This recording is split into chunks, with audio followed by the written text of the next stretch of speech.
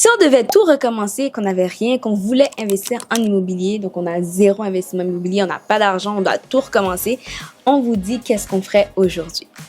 Bonjour et bienvenue sur le podcast Couple Imo. Je m'appelle Aldric et je suis avec mon épouse Jenny. Bonjour tout le monde. Donc aujourd'hui, on n'est pas à Montréal, on est à Atlanta. On est où? Au FinCon. Donc le FinCon, c'est quoi, Viv? Le FinCon, en fait, c'est plus ou moins le rassemblement de tous les créateurs de contenu, souvent surtout américains, je vais dire, les créateurs de contenu en finance, en immobilier, en gestion, investissement. Vraiment. Exactement. Du coup, c'est ça. On est là depuis. C'est une conférence aux 4 jours. Ouais. Puis on rencontre du beau monde. Ouais. En gros, la majorité des gros YouTubers que vous avez peut-être vus. Entendu, etc., sont présents. Puis c'est vraiment inspirant parce qu'on apprend énormément. Puis c'est vraiment intéressant aussi parce que on peut délivrer du contenu intéressant pour vous. De qualité pour exactement. Vous. Puis on a accès à des informations, on va dire privilégiées avec Zillow. Je sais pas s'il y en a qui connaissent. C'est en gros le seul loger des États-Unis ou le centris des États-Unis. Exact. Donc c'est ça, en fait, c'est vraiment intéressant. Ouais. Exact. Fait qu'on va faire, de temps en temps, on va vous dire qu'est-ce qu'on a appris, puis on va essayer d'injecter ça dans notre contenu. Exact. Et même, je pense qu'on va faire des stories sur Instagram et on va essayer de mettre un peu plus de insight, des choses. Qu'est-ce qu'on a appris? Qu'est-ce qu'on a appris et qu'est-ce qu'on a vu et qu'est-ce qu'on peut vous montrer, en fait, d'innovant. Parce que vous savez qu'aux États-Unis, ils essayent toujours d'être avant-gardistes. Donc, c'est intéressant. Exact. Ouais. Donc, revenons à nos moutons. Mais juste avant, abonnez-vous à notre Instagram pour ne rien manquer. Donc Audrey, on est à la première étape. On veut commencer à investir. Qu'est-ce qu'on fait, selon toi? OK. Ben, moi, c'est sûr que j'irai sur de l'investissement. J'irai pas acheter ma résidence principale tout de suite. Je pense que c'est la même chose pour toi. Donc, j'aurais vraiment regardé quel type d'investissement que je peux acheter, que je peux avoir en fonction du prix, bien sûr. Donc, j'aurais regardé, bon, nous, on est un peu biaisé parce qu'on a une préférence, ce sont les multilogements ou les immeubles de rapport. Puis, mais souvent, pour débuter, je trouve qu'un condo, ça peut être des fois intéressant. Donc, avoir un condo locatif, c'est quelque chose, c'est comme mettre son pied dans l'immobilier sans prendre trop de risques. Donc, ça aurait pu être ça. Ouais. Okay. Donc, vraiment, je pense, ce que tu veux dire aussi, c'est vraiment rechercher, savoir c'est quoi qu'il y a sur le marché, puis c'est quoi nos options. Fait que pour nous, première chose, on regarde, sans même acheter, on regarde un peu, c'est qu'est-ce qu'on veut faire, avoir un plan. Regardez, est-ce que on commence par un unifamilial? Donc là, t'as dit non, tu veux pas commencer par l'unifamilial. On va commencer par soit un duplex si on peut, un triplex ou un condo. Donc, regardez c'est quoi qu'on est capable qu'est-ce qu'on aimerait avoir, qu'est-ce qu'on aimerait gérer. Puis moi, je dirais même plus loin d'aller sur Centris, regarder c'est quoi les prix de ces maisons-là. Comme la moyenne des prix de duplex, la moyenne d'un prix d'un triplex, la moyenne d'un prix d'un condo. Comme ça, on sait. En fonction de la zone. En fonction de la zone qu'on veut aller. Comme ça, la prochaine étape, moi, je pense, c'est d'aller voir un courtier hypothécaire pour savoir c'est quoi sa capacité d'achat. Parce que avant même de regarder c'est quoi sa capacité d'achat sans savoir ce qu'on veut, c'est vraiment dire, OK, j'aimerais avoir cette maison, j'aimerais avoir ce type de catégorie de maison, combien je dois faire comme revenu? C'est un peu différent. OK. Toi, tu vois ça de cette manière. Oui, c'est ça. Mais tu me diras qu'est-ce que tu en penses. Comme ça, après, vu qu'on commence là, on débute, on est des jeunes, on vient de graduer, ça fait longtemps qu'on est là, on veut commencer en immobilier, c'est de savoir, pour avoir ce type de bien, c'est quoi le revenu qu'on doit avoir ensemble? Okay. Comme ça, après, on peut un peu se statuer. Puis si c'est impossible d'avoir ce revenu-là, ben là, je vais aller voir, avec le revenu actuel que j'ai, qu'est-ce que je peux acheter. OK. Je pense que c'est une bonne manière de voir les choses. C'est une possibilité aussi. C'est sûr que il y a beaucoup de gens, parfois, en fait, ils vont regarder d'abord peut-être la capacité, puis ensuite regarder le type de produit. Mais c'est valable sur les deux points, en fait, je pense. Ouais, bien sûr. Ça dépend de qui. Mais moi, c'est comme ça que j'aurais fait. Puis, est-ce que toi, tu aurais fait ça comme ça ou? Bien sûr que oui. Le seul truc, c'est que on n'a pas envie, et ça, je peux comprendre qu'il y a beaucoup de gens qui peuvent se dire ça. On n'a pas envie d'être déçus après, parce que si on regarde des immeubles à peut-être 700, 800, 1 million et tout, puis qu'on nous dit, vous pouvez acheter à 300 000, enfin jusqu'à 300 000, ça peut être difficile. Mais il y a plusieurs types de marchés immobiliers, donc c'est pas obligé. Peut-être que si quelqu'un habite à Montréal, il pourrait ne pas acheter à Montréal, mais il pourrait acheter un petit peu plus loin le type de produit qu'il voudrait. Et c'est ça, je pense que c'est demander les deux questions un peu, mais c'est surtout pour savoir, parce que des fois, exemple, je pense à nous. Nous, on allait voir la courtière hypothécaire, puis elle nous a dit, on peut rien acheter. Je sais pas si tu te rappelles. Elle nous a vraiment dit, c'était comme un wake-up call. Tu sais, ça n'a pas été toujours facile, hein. Pour nous, je pense que ça a été un wake-up call. Elle nous a dit, dans votre situation actuelle, vous ne pouvez rien acheter. Vous êtes trop pauvre.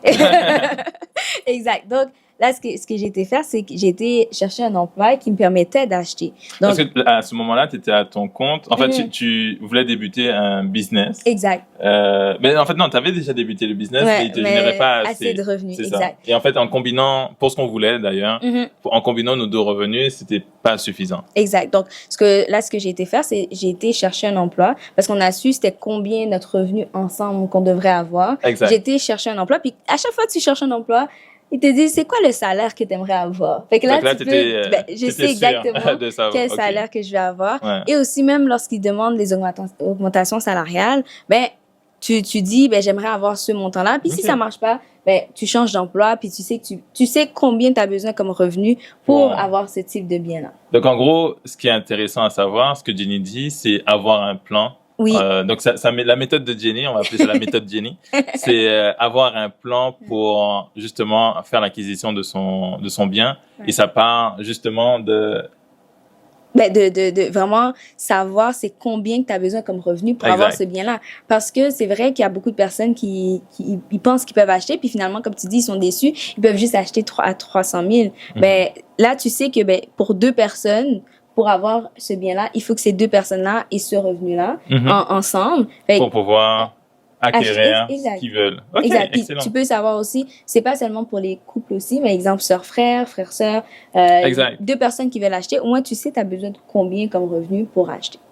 Ouais. Il y a aussi une chose qui je pense qui est très très très importante, et de toute façon c'est l'une des choses les plus importantes, c'est avoir cette fameuse mise de fonds ou cet apport en fait pour faire l'acquisition. Donc certes, on sait combien on a besoin de combien pour faire l'acquisition du bien qu'on veut, mais est-ce qu'on a l'argent pour faire notre apport? Alors c'est sûr qu'en France, ça a été différent les dernières années où il y avait la possibilité d'acheter peut-être sans apport ou quoi que ce soit.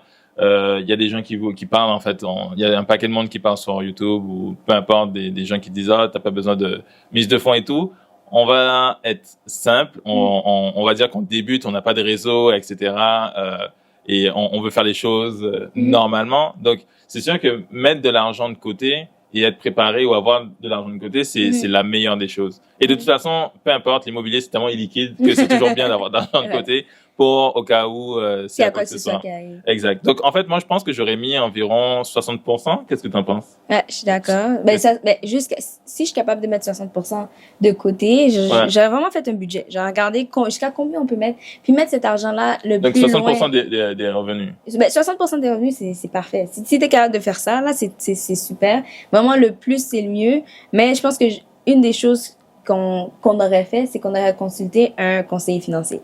Je pense que c'est une des choses que j'ai compris. Puis si je devais recommencer, c'est de s'entourer de gens qui sont vraiment intéressants, puis de voir avec le conseiller financier si 60%, mettre 60% dans un CELI, CELIA, PREER, quel que soit, selon notre situation, qu'est-ce qui serait possible pour avoir cette mise de fonds. Maintenant qu'on sait combien on veut acheter, à combien on veut acheter, et qu'on sait qu'on a le salaire pour, OK, la mise de fonds, on veut acheter peut-être dans 1 an, dans 2 ans. Combien par mois on doit mettre de côté? Puis si c'est 60%, mets 60%, 70%, 50%, mais je ferai attention quand même. Exact. Et je pense que sans te couper, là, c'est intéressant de dire, on a mis un chiffre, on a dit 60%, mais c'est pas coulé dans le marbre. Ouais. Il y a des gens que ça peut être 20%, ça peut être 15%, certes, ça pourrait prendre un peu plus de temps pour faire l'acquisition, mais ce qui est possible de mettre de côté, mettez-le de côté. Ouais. Puis souvent, on a des fois des retours d'impôts, on a l'argent qui rentre, ou je sais pas, il y a t'as vendu des choses. T'as vendu quelque chose, ou t'as une tante ou un nom qui t'a donné. Des cadeaux pour ton anniversaire.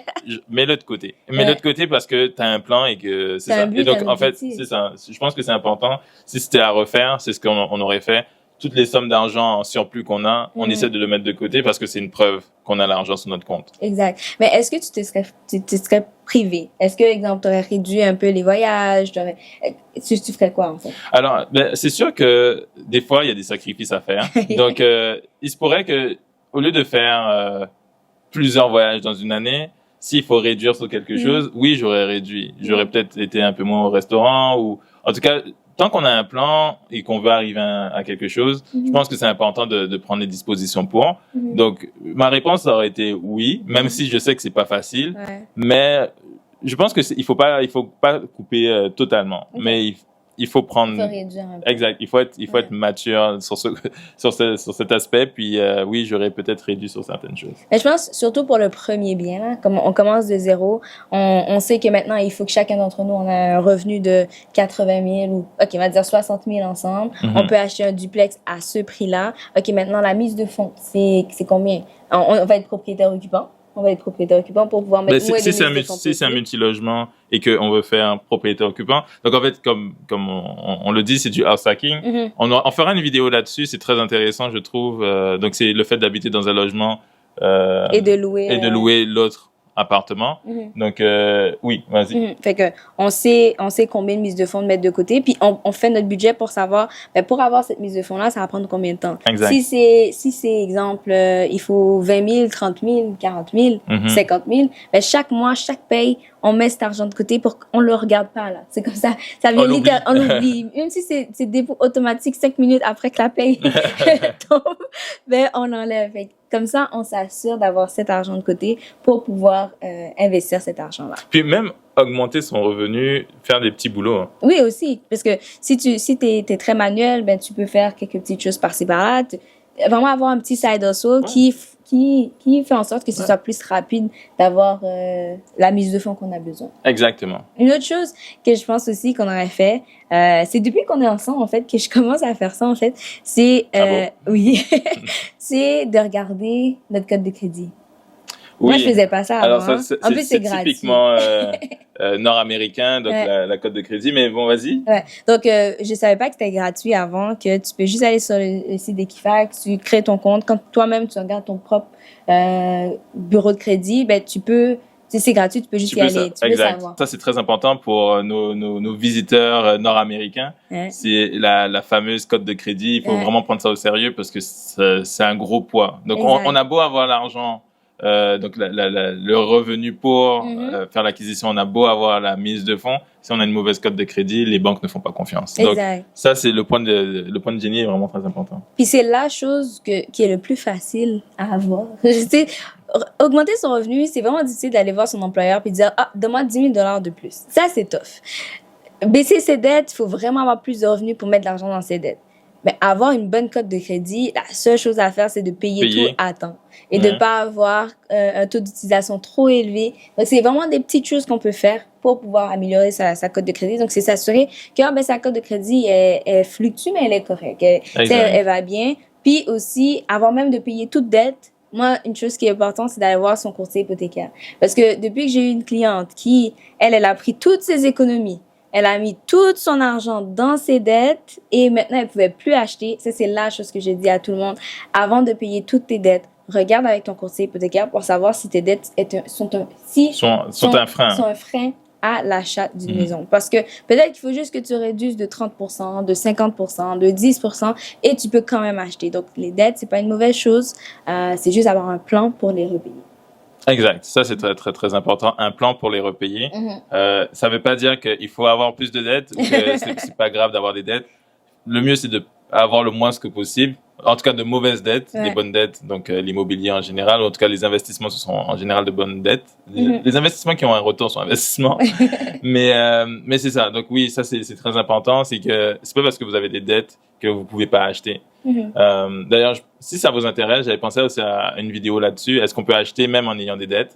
Donc, ça pourrait être intéressant parce que je sais que c'est... Tout le monde a des dettes. Exactement. C'est quelque chose qu'on vit tous avec ça. Donc, c'est vraiment de pouvoir avancer. Et le but, c'est que... Et ce qu'on veut pour tout le monde, c'est qu'on avance, qu'on investisse le plus que possible. Exact.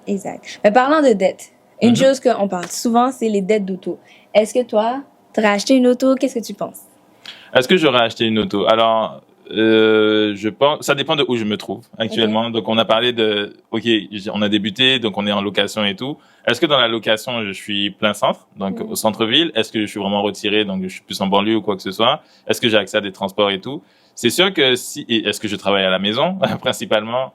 C'est sûr que moi, en Amérique du Nord, donc au Canada, à Montréal, je trouve que c'est extrêmement cher.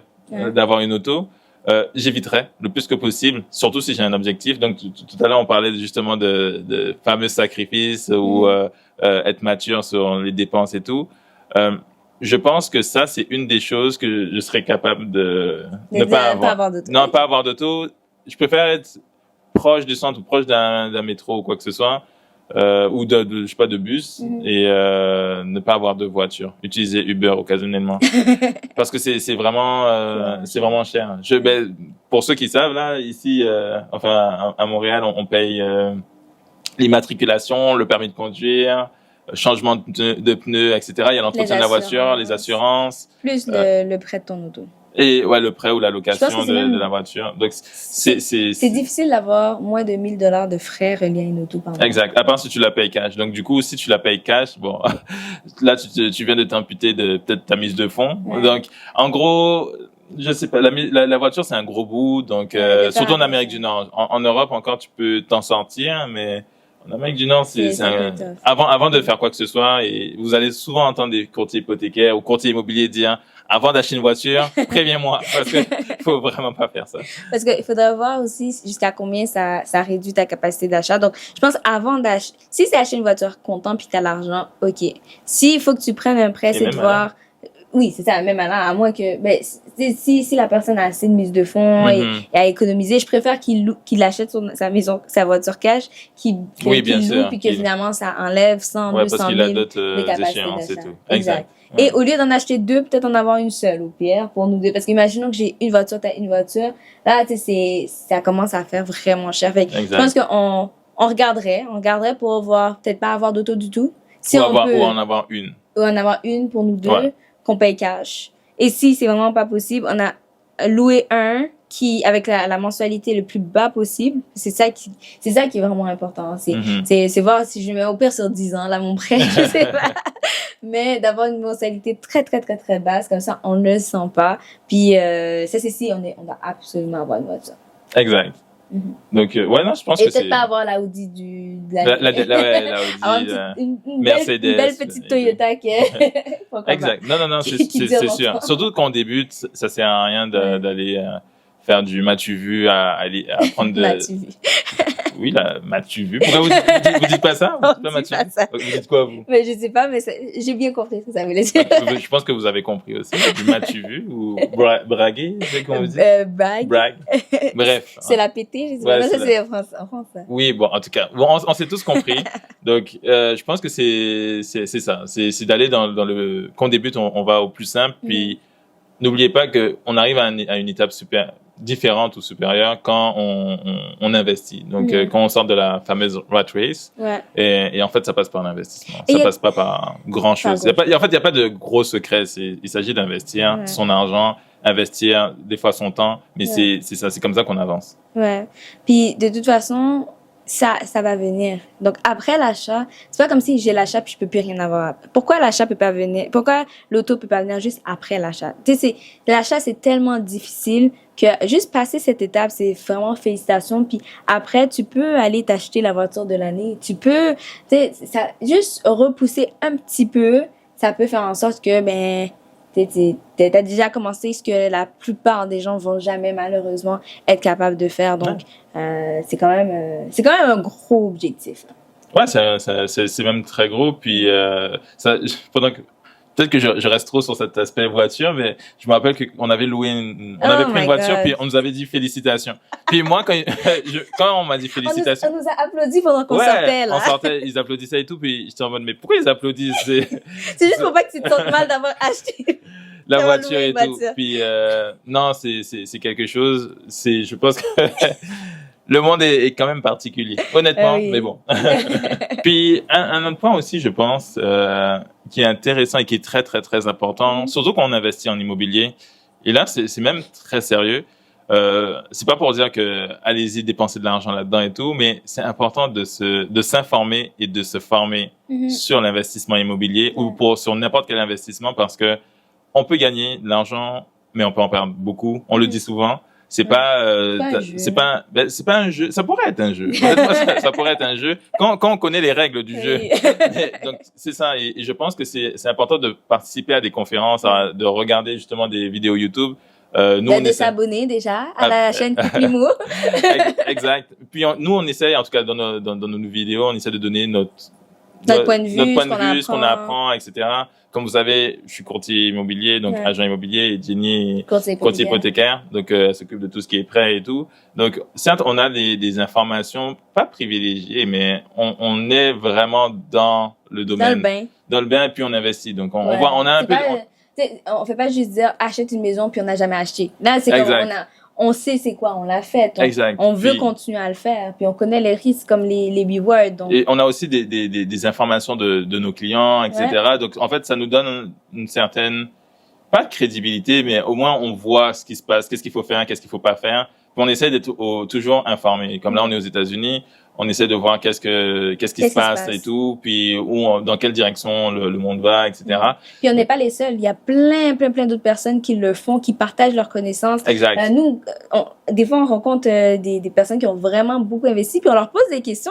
Le nombre de fois, je vais voir un conférencier, je dis, comment ça se passe en termes de liquidité pour pouvoir continuer à profiter de la vie, mais grossir son parc immobilier parce que on finit jamais d'apprendre et tout, et de s'entourer. Exact. Donc c'est ça. Donc jusqu'à aujourd'hui, on essaie de trouver les meilleurs comptables, les meilleurs avocats, les meilleurs notaires. On en cherche encore, donc si vous connaissez. C'est ça. Puis on s'arrête pas là. Les conseillers financiers, Jenny l'a dit au début, on n'avait pas on n'y pensait même pas. Ouais. On pensait pas avoir des conseillers financiers, mais avoir un conseiller financier qui peut te dire, écoute, mets ton argent dans tel produit ou prends telle assurance, ça va te permettre de déduire, je sais pas quel impôt, puis tu vas pouvoir justement avoir assez de liquidité pour. Donc, vous voyez, il y a des stratégies et être entouré, c'est super important. Donc, je pense que se former et être informé et entouré de professionnels, il faut commencer à le faire. Exact. Si vous voulez arriver à une autre étape, allez-y. Oui, écouter les gens qui l'ont fait plutôt ça c'est que important. Les gens qui disent déjà de pas écouter les gens qui disent non, c'est pas possible, ça se fait pas. Et d'écouter aussi les gens qui ont fait ce qu'ils disent qu'ils font et qui réussissent dedans. Qui font ce qu'ils disent qu'il faut faire et qui réussissent dedans. Pas quelqu'un qui te dit investis dans ça sans argent, mais que lui il fait son argent d'une autre manière. Donc, ça me fait rire parce que je vois pourquoi tu dis ça. C'est parce que on est dans une conférence où il y a vraiment beaucoup de créateurs de contenu, il y a vraiment beaucoup de professionnels des finances, de l'immobilier, etc. Puis c'est vrai qu'on avait une conversation avec je pense un créateur de contenu qu'on va pas nommer. Puis mais c'est sûr ce sont des Américains, Canadiens et tout. Puis donc on lui parle d'une stratégie et tout de refinancement, etc. Puis il dit non, etc. Faut pas faire ça et tout. Si vous le dites et tout. À vos abonnés, c'est dangereux. Ça c'est vous qui vous faites comme vous voulez, mais c'est ça. Puis on va un peu plus loin dans la conversation. Après elle dit mais moi aussi je le fais et tout, mais je l'ai déjà dit à mon. Donc vous voyez c'est. Il faut vraiment faire attention, mais il y a des risques dans tout. C'est ça. Il y a des risques dans tout. Il y a des risques dans tout. Faut prendre des risques, mais essayer de tomber, pas de tomber, mais d'écouter les gens qui disent les vraies choses, parce qu'il y a aussi des personnes qui vont cacher. Et ça, nous, on veut être le plus transparent possible.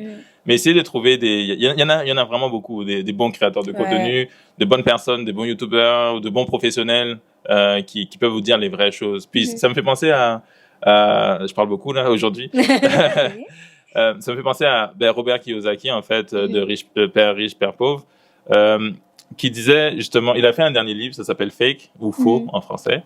Et il dit qu'il y a beaucoup de formateurs, ce sont de faux formateurs. En fait, c'est des gens qui ont rien fait ou quoi que ce soit.